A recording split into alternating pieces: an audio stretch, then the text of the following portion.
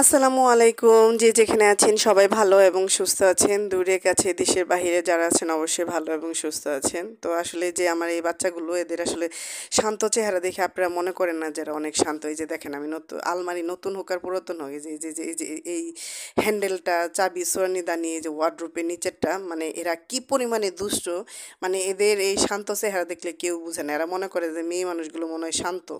এরা যে কি পরিমাণে অশান্ত বাচ্চা আল্লাহ পাকি জানে। একটা সেকেন্ড একটা মুহূর্ত আমার মানে শান্তিতে থাকতে দেয় না। এই রোজা যাইতেছে ওদের সাথে এত কথা বলি, রোজার তো আসলে মনে হয় আমার হালকা হয়ে যায়।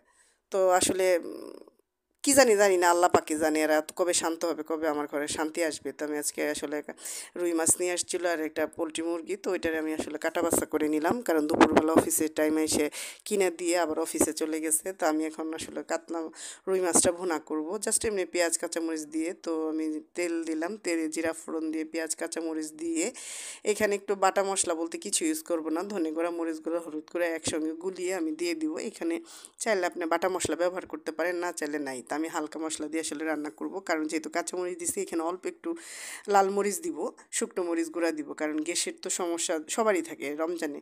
তো যত একটু মশলা কম দিয়ে খাওয়া যায় তত আসলে স্বাদ। তাজা মাছ আমি এই জন্য একটু কষিয়ে রান্না করব।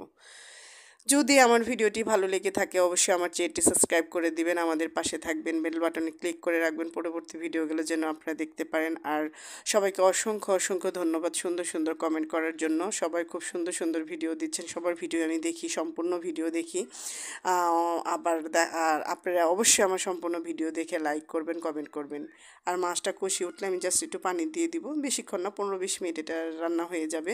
কারণ এখানে আমি কোনো ধরনের বাটা মশলা ব্যবহার করি, যার যার এটা পার্সোনাল, আপনারা চাইলে বাটা মশলা ব্যবহার করতে পারেন। আমি ঢাকনা দিয়ে ঢেকে দিব। দেখতে দেখতে রমজানের শেষের দিকে চলে আসছি, এখন আসলে ব্যাগটা গুছাইতে হবে, যেহেতু এবার বাড়িতে যাব, 7-8 দিন থাকবো। এখন আসলে আমার অনেক কিছু গোছানো বাকি রয়ে গেছে। সবাই ভালো থাকবেন, সুস্থ থাকবেন, আমার চ্যানেলটি সাবস্ক্রাইব করে দিবেন। আল্লাহ হাফেজ।